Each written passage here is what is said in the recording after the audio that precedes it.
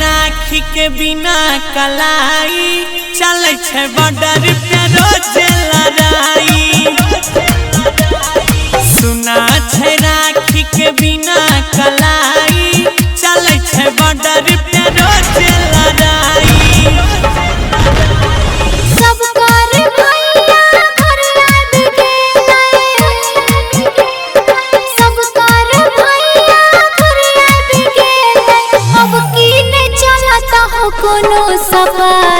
सुना छे राखी के बिना कलाई चले छे बॉर्डर पे रोज लड़ाई।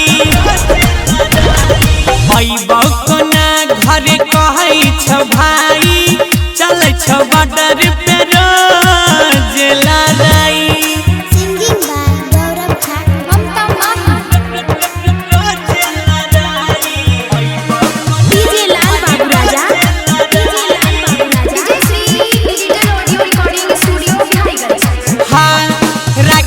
बन्हाबै के हमरो छै मन गे, राखी बन्हाबै के हमरो छै मन गे, लेकिन कोना छोड़ के आई वतन गे। सीता परब छी भाई बहन गे,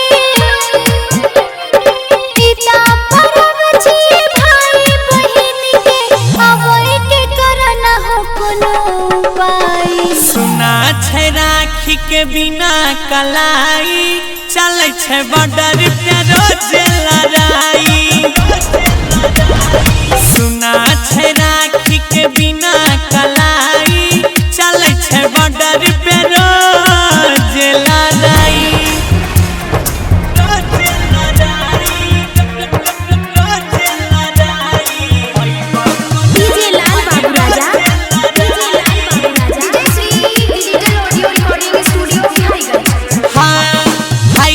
फरज छै बहिन के रक्षा, भाई के फरज छै बहिन के रक्षा, सीमा पे करे छियो तोरे सुरक्षा।